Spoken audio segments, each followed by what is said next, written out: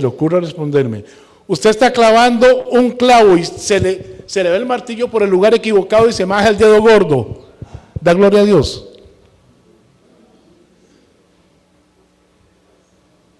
¿O se acuerda de alguien?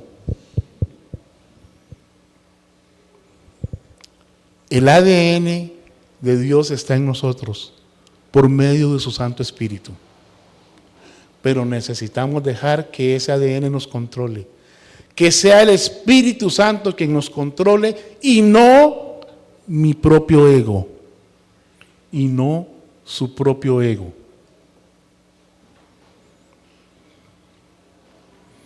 Dice 2 Corintios 3, 2 al 3. Nuestras cartas sois vosotros, escritas en nuestros corazones, conocidas y leídas por todos los hombres, siendo manifiesto que sois carta de Cristo, expedida por nosotros, escrita no con tinta, sino con el Espíritu del Dios vivo, no en tablas de piedra, sino en tablas de carne del corazón. Cartas conocidas y leídas por todos los hombres. Cuando sus vecinos, cuando mis vecinos, cuando nuestros compañeros de trabajo o de estudio, cuando nuestros jefes o nuestros subalternos interactúan con nosotros, ¿qué leen? ¿Qué leen? Podrán decir, vieron, el jefe tiene una Biblia en el escritorio. Ah, no, pero es que no la tiene de adorno. Ese señor vive según la palabra de Dios. Aún en los momentos más difíciles nos trata con respeto, pero con firmeza, pero con respeto y con amor. Ah, no, ese viejo es un ogro. Dios guarde, se dé cuenta que llegué 30 segundos tarde. ¿Qué leen cuando interactúan con nosotros?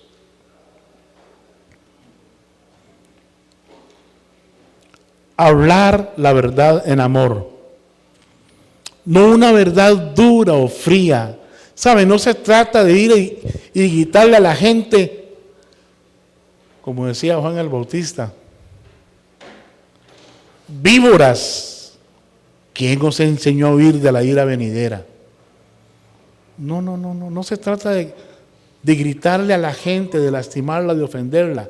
Se trata de decirle la verdad en amor. Se trata de presentar el Evangelio con amor. Proclamar el Evangelio de Cristo que edifica y une al cuerpo para crecer en todo en Cristo.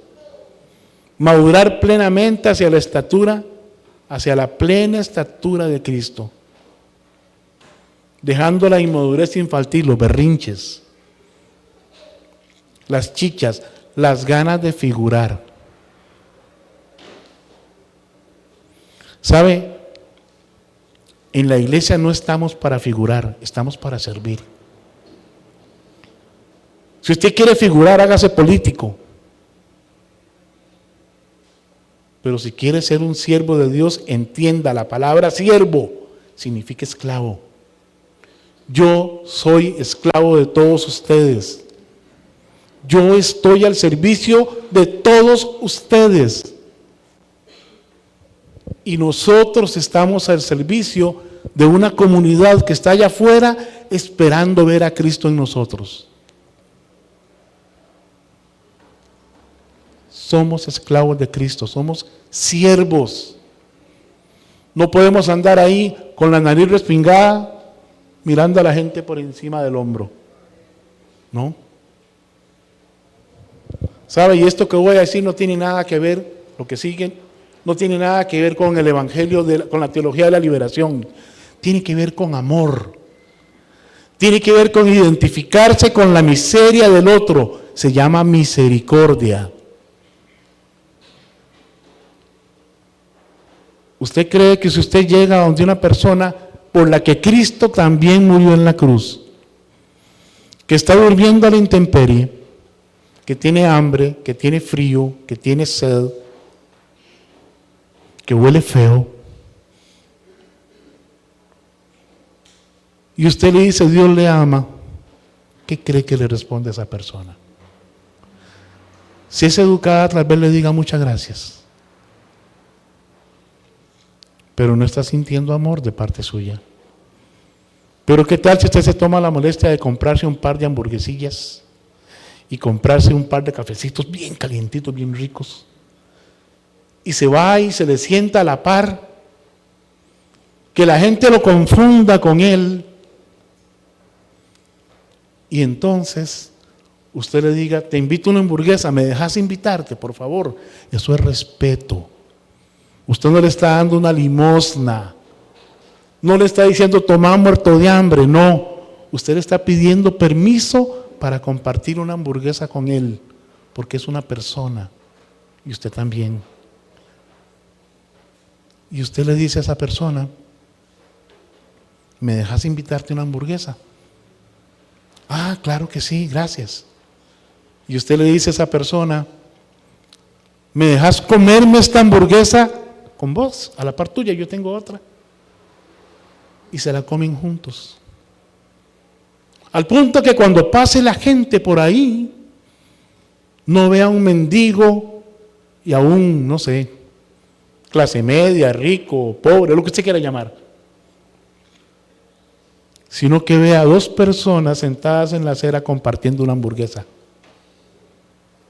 Le está dando dignidad a esa persona. Y entonces le estás mostrando el amor de Dios y le vas a decir, vos sabes que hay un Dios que te ama y que quiere verte mejor y que murió por vos en la cruz del Calvario, y usted está abriendo la puerta para presentar el Evangelio.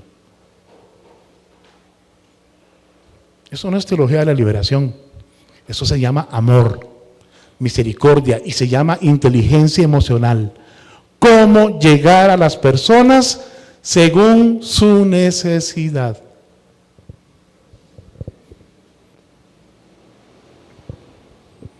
Vivir conforme a la palabra de Dios.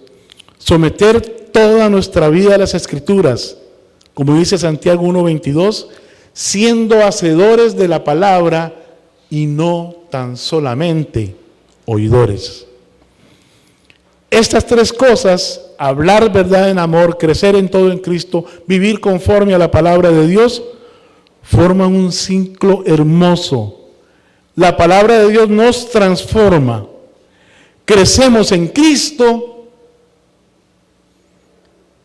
y proclamamos su verdad con madurez y con amor.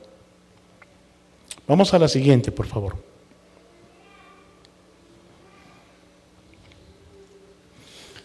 Efesios 4:16, de quien todo el cuerpo,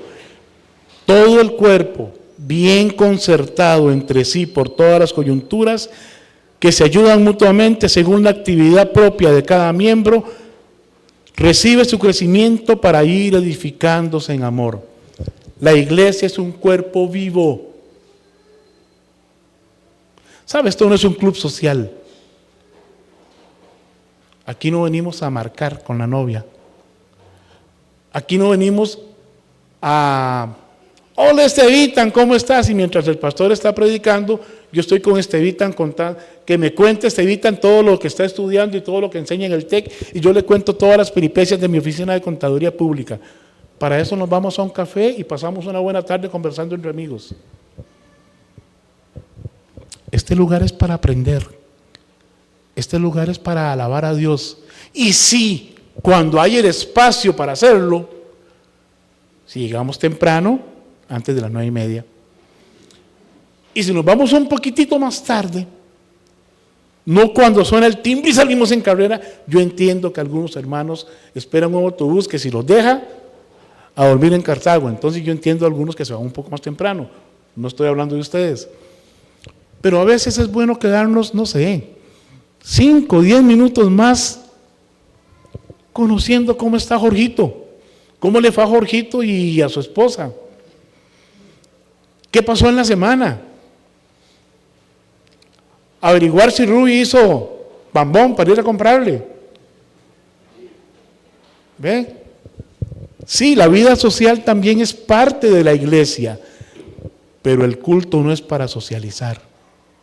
El culto es para alabar, glorificar a Dios y aprender de Él, para ir a poner en práctica afuera lo que aprendemos acá. Y cada miembro aporta según sus capacidades, edificándose en amor. Usted tiene algo que hacer aquí y nadie más lo puede hacer. ¿Ha intentado rascarse la oreja con el codo? Pero hablando en serio, inténtelo. ¿Ha intentado rascarse la oreja con el codo? Por más que quiera, no va a llegar. ¿Cuál es el miembro de nuestro cuerpo que está perfectamente formado para rascarnos la oreja cuando nos pica? La mano. Pues sabe, si usted es mano en el cuerpo de Cristo, nadie puede hacer su trabajo. Porque si yo soy codo, en el buen sentido de la palabra, no en tico, ¿verdad? Si yo soy el codo, usted depende de mí para llegar hasta donde necesita, pero yo no puedo hacer su trabajo. ¿Me explico? Los pastores, los maestros, los evangelistas, los diáconos, muchas veces somos eso. Somos el codo. Somos la rodilla. Pero ustedes los pies, ustedes las manos. Y Cristo es el cerebro, el que da las órdenes y todos obedecemos. De quien todo el cuerpo, bien concertado, puesto de acuerdo, coordinado y unido entre sí por todas las coyunturas. ¿Quiere que le diga una cosa? Aquí nadie sobra y cada uno hace falta. Cada uno hace falta. Aquí no aplica eso del que, ¿cómo es? El que viene y el que, algo así. No. Aquí todos hacemos falta. Los miércoles cuando alguien no se me conecta, y aunque el hermano diga, hermano, mire, es que tenemos un compromiso fuerte y no podemos conectarnos hoy, o no tenemos internet, o simplemente estoy muy cansado para estar oyéndolo usted hablar 45 minutos, no importa, todo eso se respeta, ese hermano me hace falta, porque estoy acostumbrado a verlo ahí en su pantallita cada miércoles. Hay hermanos que se sientan siempre en el mismo lugar, y cuando uno está aquí arriba nota que no están, y hacen falta. Hoy me hacen falta algunas familias. No me hacen falta por la asistencia de la iglesia. No me hacen falta por una estadística. Me hacen falta esas personas. Como hermanos en Cristo. Como miembros de este cuerpo que se llama Primera Iglesia Bautista de Cartago.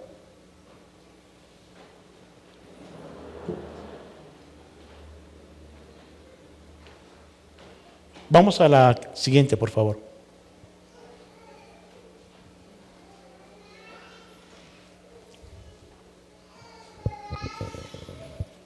Un cuerpo debe funcionar en perfecta armonía.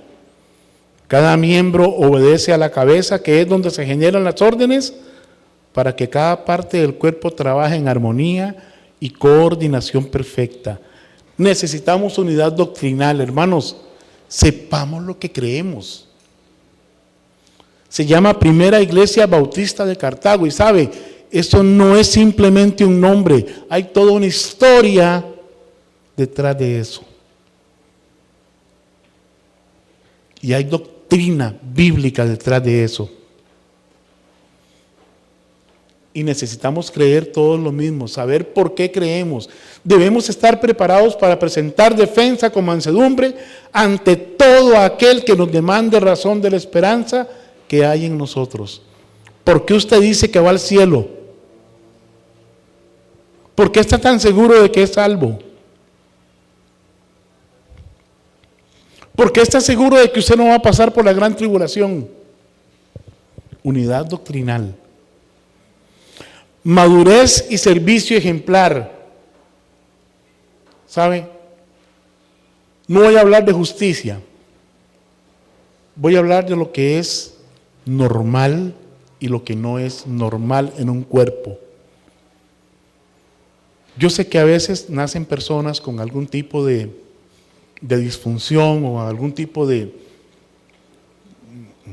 qué sé yo, nació sin una piernita, perdón, dime, con algún tipo de condición y tiene que ingeniárselas a esa persona para que su cuerpo funcione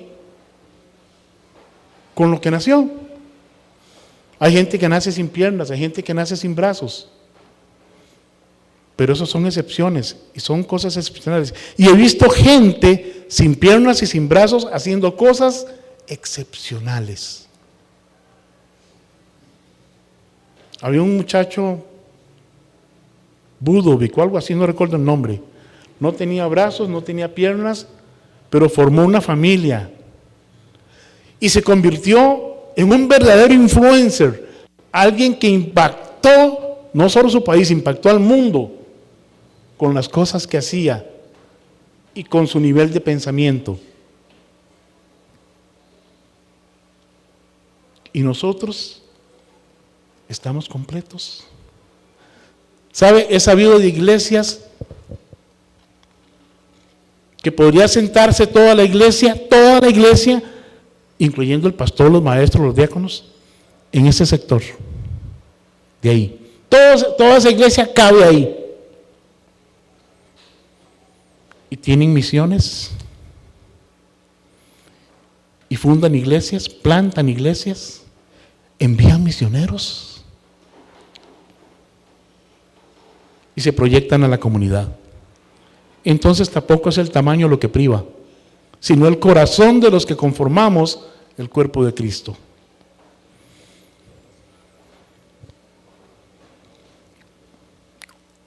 Cristo como cabeza. Si entendemos que Cristo es la cabeza y entendemos que lo que Él quiere ya está en su palabra escrito y decidimos obedecerlo, vamos a cambiar como iglesia. No estoy diciendo que estemos mal, estoy diciendo que tenemos oportunidades para crecer. Hay áreas en las que la iglesia necesita crecer y no está creciendo al mismo ritmo que en otras áreas. ¿Sabe? Todo el que viene aquí dice, hermano, qué gente más linda hay en su iglesia. Y es cierto, es ciertísimo. Todo el que viene aquí dice, hermano, qué linda la música en la iglesia. ¿Y es verdad? ¿Qué linda la música en la iglesia? Hermano, qué lindo predica fulano, sutano, mengano. Sí, es verdad, las predicaciones son buenas. Hermano, ¿y qué proyectos misioneros tienen ustedes? ¿Cuántas iglesias están fundando o plantando? Ninguna. ¿Ve? Oportunidades de crecimiento que no podemos dejar pasar. Vamos a ver un video. ¿Okay? Con esto terminamos este tema y arrancamos el próximo tema de crecimiento de la iglesia. Creo que todavía me queda un ratillo, ¿verdad? Como media hora. Vamos a ver un video. Dura como 7, 8 minutos, pero pongámosle atención, por favor.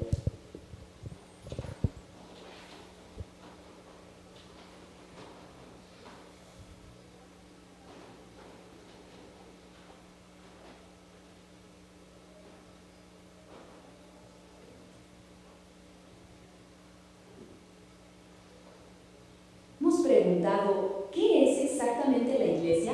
Pero según la describe el Nuevo Testamento. Bueno, hoy vamos a meternos de lleno en un análisis fascinante que viene del texto La Iglesia, Crecimiento Integral, donde se plantea algo increíble, que la iglesia es en esencia un misterio que fue revelado. Ok, ¿y cómo vamos a hacer esto? Miren, este es el plan. Primero vamos a explorar eso de que es un misterio revelado. Después nos vamos a ir al modelo de la primerísima comunidad. De ahí seguimos con su expansión y consolidación. También vamos a tocar un tema profundo, el sufrimiento y su propósito. Y cerramos con lo que sería su misión hoy en día. Listo entonces. Arrancamos. pregunta central que este texto busca responder. Y esa pregunta es, ¿qué es en realidad la iglesia bíblica? Para entenderlo, el análisis nos lleva directo al origen, a la palabra griega que se usaba eklesia, o sea, viene de ek, que es fuera de, y kalein, llamar, básicamente los llamados a salir. Pensemos en una asamblea, gente reunida con un propósito muy claro. Pero aquí viene lo interesante que resalta el texto. En Mateo 16:18, Jesús no dice estoy edificando, dice edificaré en futuro. Esto es una pista enorme. Sugiere que estaba hablando de un proyecto totalmente nuevo, no de simplemente continuar algo que ya venía del Antiguo Testamento. Y es justo ahí donde la cosa se pone fascinante, porque según este enfoque, la iglesia es lo que se conoce como un misterion, o sea, una verdad que había estado escondida, oculta en el pasado, pero que ahora, en ese momento, estaba siendo revelada. Y el corazón de ese misterio lo encontramos resumido en esta cita de Efesios. ¿Se imaginan? Judíos y gentiles juntos, coherederos, miembros de un mismo cuerpo, participando de la misma promesa. Esta idea era radical. Para la época era algo impensable. Y el punto central de este análisis es que este concepto no se encuentra revelado en el Antiguo Testamento. Ok, entonces, llegamos a un punto clave de este marco teológico, que se llama dispensacionalismo. La idea fundamental aquí es una distinción, pero una distinción muy clara entre Israel y la Iglesia. No son lo mismo, ni uno reemplaza al otro. Son vistos como dos programas, por así decirlo, diferentes en el plan de Dios. Para Israel, las promesas son terrenales, territoriales. Para la Iglesia, las bendiciones son celestiales, espirituales. Bueno, ya que tenemos la idea teológica, vayamos a la práctica. ¿Cómo se veía esta nueva comunidad en sus inicios? Para eso nos vamos a la iglesia de Jerusalén, tal como la describe el libro de los Hechos. El texto nos dice que había como 4 marcas, 4 pilares que sostenían todo. Primero, la didaché, o sea, la enseñanza de los apóstoles, todo lo que era doctrina, estudio. Segundo, la koinonía, esa comunión, esa vida en comunidad, la solidaridad. Tercero, el klasis arton, o partimiento del pan, que es la cena del Señor. Y cuarto, las proseuchai, las oraciones, la adoración juntos. Y hablando de esa koinonía, el texto aclara algo muy importante.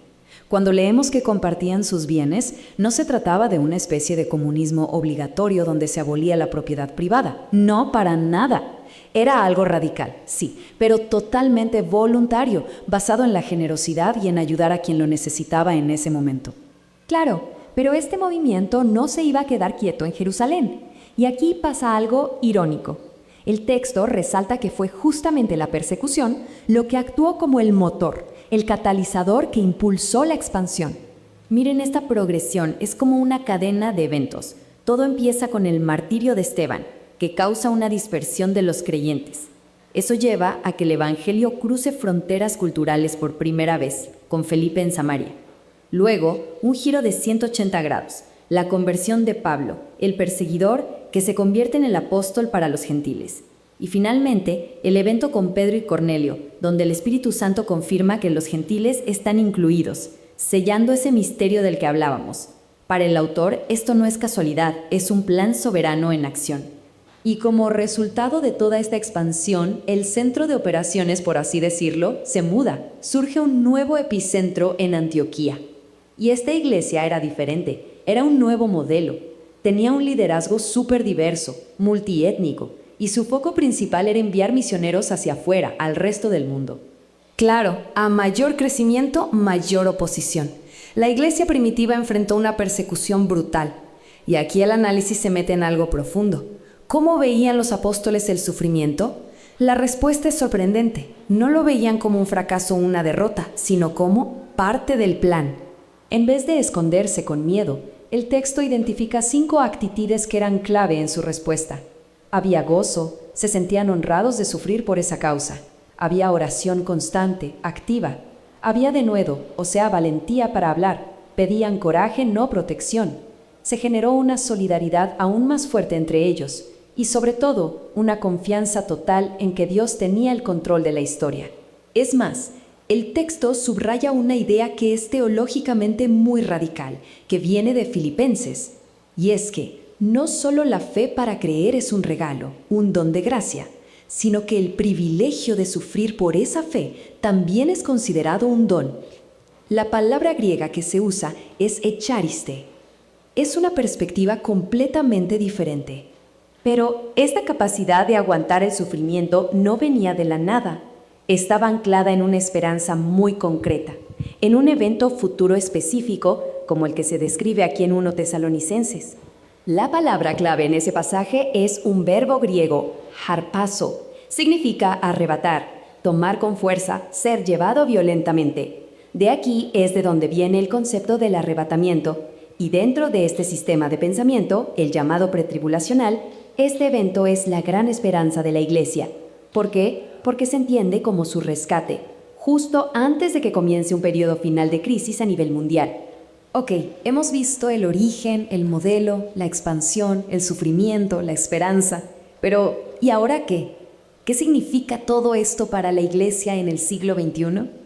Bueno, el análisis cierra justamente conectando toda esta teología con una misión muy, pero muy específica y sobre todo urgente.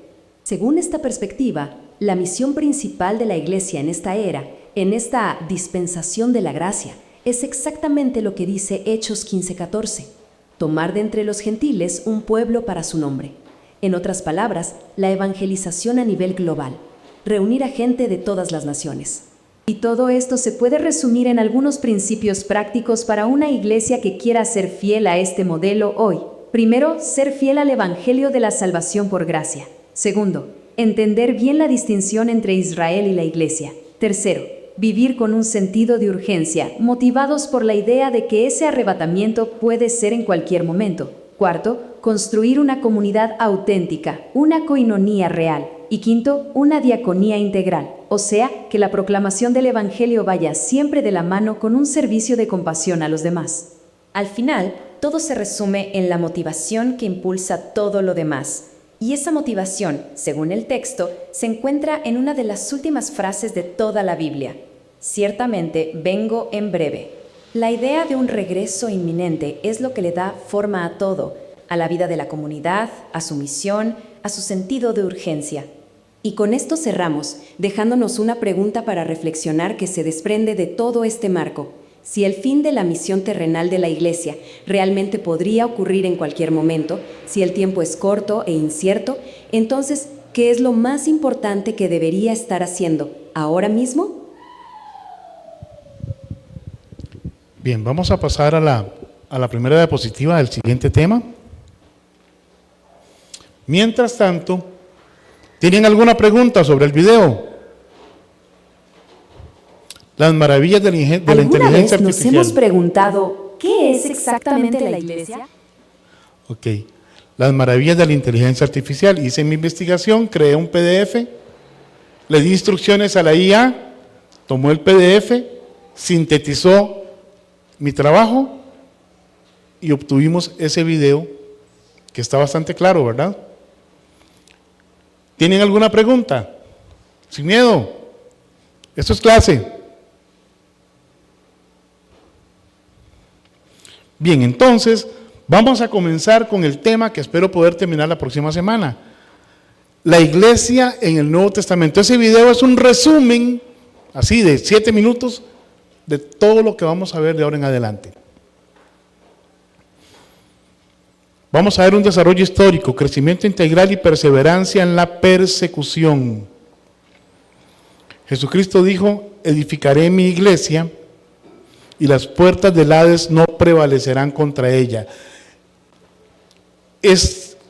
Edificaré mi iglesia, la traducción más literal sería estaré edificando.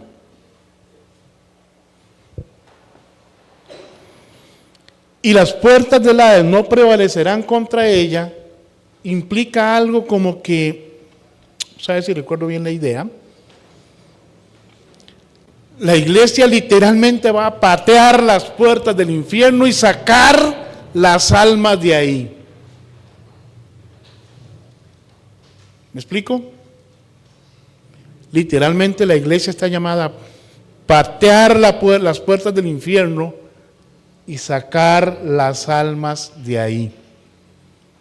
Y quien tiene el poder para hacer eso es Jesucristo, pero quien tiene la responsabilidad de llevar el mensaje para que eso pase, somos usted y yo, la iglesia.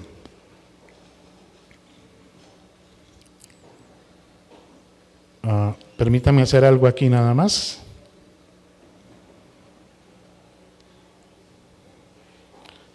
Creo que se me puso rebelde. Denme un segundo.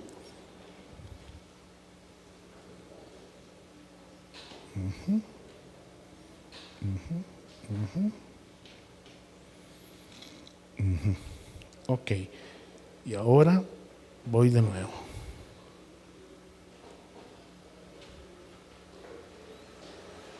Bueno, no me deja hacerlo como yo necesito, pero está bien. Vamos a ver entonces, desde una perspectiva dispensacional, la iglesia no testamentaria. ¿Alguien me quiere ayudar o me quiere preguntar, si es del caso, qué significa una perspectiva dispensacional, por favor? Recuerden que es clase, aquí ninguna pregunta sobra, todas las preguntas se valen. No sé si están los hermanos con el micrófono. Está Willy. Entonces, ¿alguien me quiere ayudar? Que es una perspectiva dispensacional. Los de los miércoles ya deberían estar Dios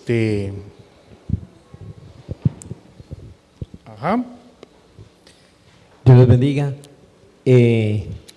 Las dispensaciones son periodos específicos y la perspectiva dispensacional es justamente ese estudio, ese enfoque donde se divide la historia de la iglesia en diferentes periodos para un mejor análisis.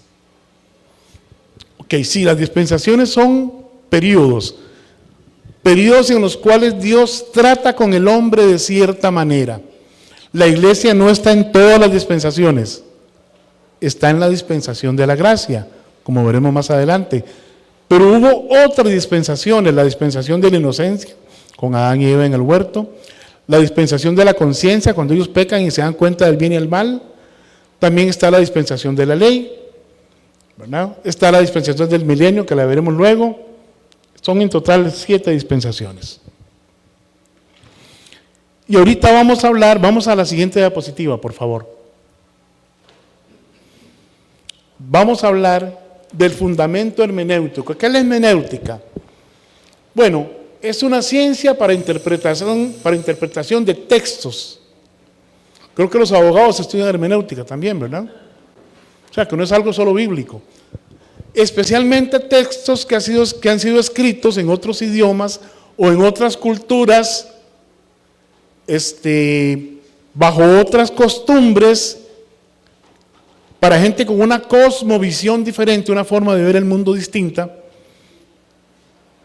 Y la hermenéutica trata de contextualizar el texto para que podamos entenderlo desde nuestra perspectiva, en nuestras condiciones actuales. Nosotros, aquí en la iglesia, cuando enseñamos, tenemos que haber hecho una exégesis del texto que vamos a desarrollar.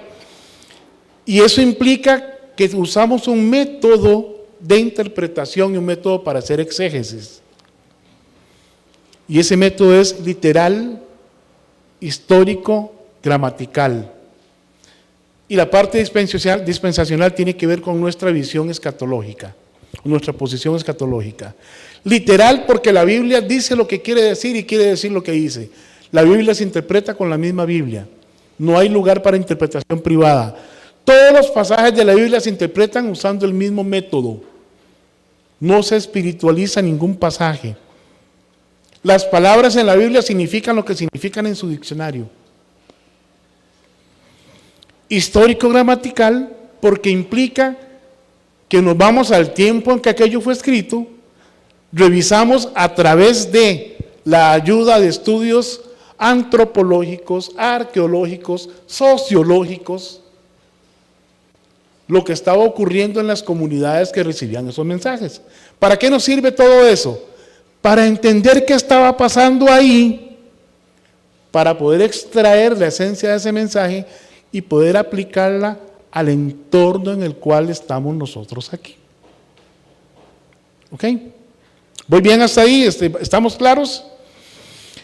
Y la parte de la dispensacional es el reconocimiento de las distintas administraciones de Dios, en donde creemos que la iglesia no va a pasar por la gran tribulación porque va a ser arrebatada, harpazos, ¿recuerdan el video? Antes de que comience la semana 70 de la profecía de Daniel. ¿Y qué es la semana 70?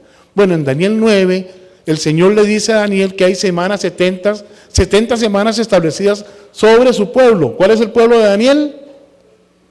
Israel. Y resulta que dice que en la semana 69 se mataría el Mesías. Jesucristo, cuando murió, se cumplió la semana 69 de esa profecía. Pero en ese momento Dios abrió un paréntesis, porque Israel rechazó el reino, rechazó al rey. Y entonces Dios abrió un paréntesis, es decir, la ley no se ha terminado de cumplir. Nosotros no estamos bajo la ley, pero los judíos que creen en la ley, están bajo la ley. ¿Sí me explico?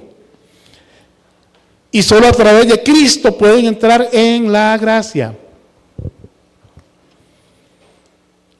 Y entonces reconocemos este periodo como la dispensación de la gracia, que concluye con el arrebatamiento de la iglesia y comienza la semana de años más terribles, los 7 años más terribles que se hayan visto en la humanidad.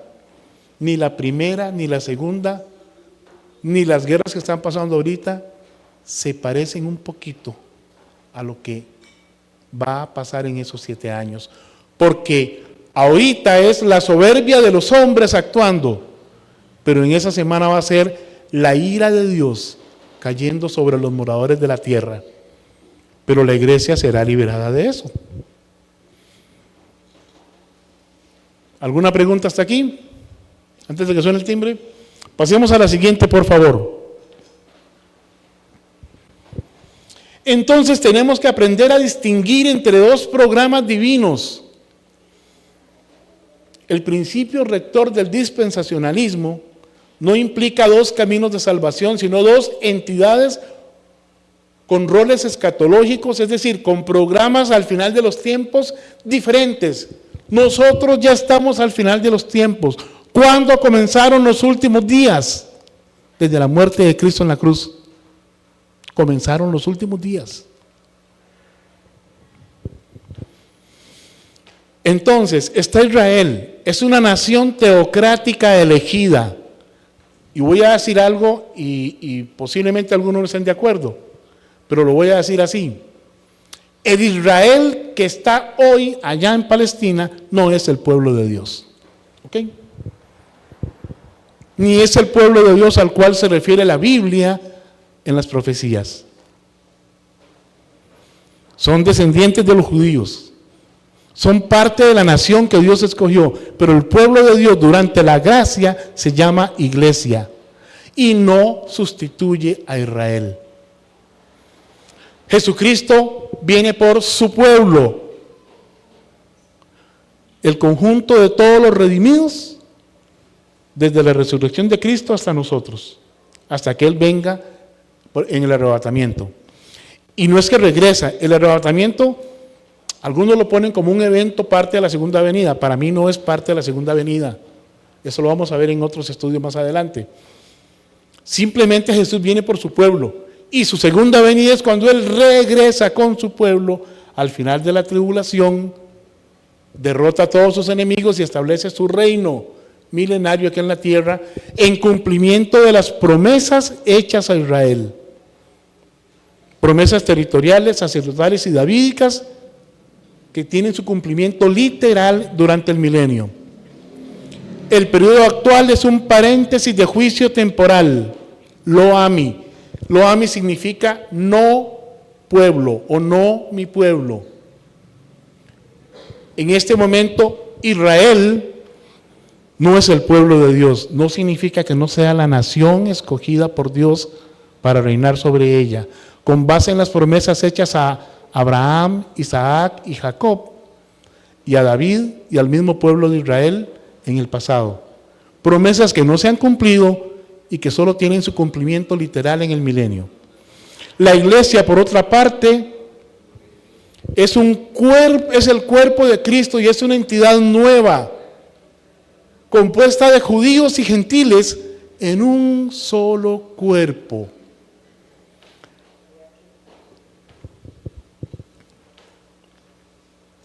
Las promesas para la iglesia son bendiciones espirituales, como dice Efesios, celestiales, en Cristo. Entendamos que sin Cristo, ¿sí, hermano? Por favor, Willy, me ayuda con el micrófono para don Daniel. Buenos días, hermanos. Bueno, me queda la gran duda. Si la palabra de Dios nos manda a orar por el pueblo de Israel, trate de comunicarse bien. Gracias. Si la palabra de Dios nos manda a orar por el pueblo de Israel y usted dice y confirma de que el pueblo que está ahorita ahí, en ese territorio que es el pueblo de Israel, entonces ¿por qué oramos por el pueblo de Israel? ¿A cuál es el pueblo de Israel al que le estamos pidiendo a Dios? Porque me parece como que estamos actuando como muy raro. O sea, no entiendo el enfoque que está dando usted. Ok, muchas gracias. Sí, es un poquillo complicado, ¿verdad? Bien, la Biblia nos manda a orar por la paz de Jerusalén. ¿De acuerdo? Israel se compone de 12 tribus. Que a través de la Biblia usted no encuentra dos listas iguales. Es decir, la lista va cambiando. Y la última lista, la que aparece en el Apocalipsis, que es las 12 tribus que al final Dios va a llamar durante la gran tribulación, ese es el pueblo de Israel. Llamado de todos los rincones de la tierra para reunirlos, y es el pueblo que Dios también va a juzgar de primero al final de la tribulación para definir cuáles de ellos individualmente han aceptado a Jesucristo durante la tribulación para pasar al milenio. Los judíos que están hoy en Palestina necesitan de Cristo tanto como usted y como yo. Y para ser pueblo de Dios en esta dispensación de la gracia, necesitan aceptar a Jesucristo como Salvador personal. Porque ser israelita no garantizó, no garantiza y no garantizará la salvación. Es una decisión individual por fe en Jesucristo. Pastor. Sí, tal vez para entender un poquito, porque el Israel actual, vamos a hablar de la connotación política y social. El Israel actual tiene el nombre de Israel, porque viene de los hebreos. Pero no son un pueblo, uno, que están siguiendo al Señor, no son un pueblo, dos, que han seguido la ley. Si es lo que quieren seguir es la ley, no lo están haciendo. Y por tercero, es el pueblo que lo que tomó fue ese nombre por una cuestión geográfica y por una cuestión histórica étnica, ¿verdad? Pero no quiere decir que sean el pueblo de Dios en el sentido de que están siguiendo las ordenanzas de Dios. Ahí es donde la mula bota a Genaro, porque tienen el nombre, pero sin embargo no están siendo ni guiados por la ley de Dios, ni están siendo ordenados con la ley de Dios, sino simplemente tienen ese nombre. Y para muestra un botón, ¿verdad? Independientemente de si está bien o está mal lo de la guerra, siempre que existan madres que pierden sus hijos, hijos que pierden sus padres, no está bien delante del Señor.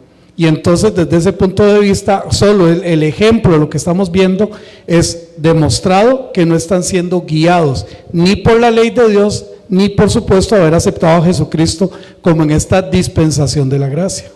Gracias, hermano. Y la clave en nuestra diapositiva está en el título.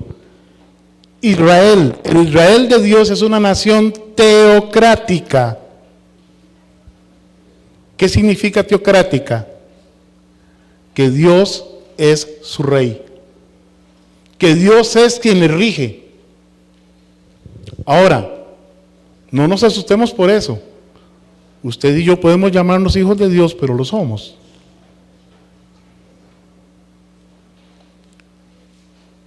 ¿Es Jesús su Salvador de verdad?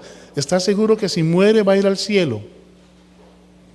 ¿Es Jesús su Rey, su Señor? Él preguntó a sus discípulos: ¿por qué me llamáis Señor, Señor, y no hacéis lo que yo os mando? ¿Estamos obedeciendo a la palabra de Dios? Y sí, hermano, ese Israel no es el pueblo de Dios. No es que Dios desechó a su pueblo. ¿Ok? Esos son descendientes de judíos y todos ellos necesitan ser alcanzados por el Evangelio. Muchos ya lo han hecho, ya han aceptado a Jesús. Y en Cristo no hay judío ni griego. Somos la familia de Dios. Y de la familia de Dios, quienes se identifican por medio del bautismo con una iglesia local, son miembros de la iglesia local, el cuerpo de Cristo. No sé si logré aclararle. Queda duda, pero luego lo hablo. Sí, señor. Muy bien, mis hermanos. Vamos a quedar hasta aquí y la próxima semana continuamos con este estudio de la iglesia en el Nuevo Testamento, desarrollo histórico, crecimiento integral y perseverancia en la persecución.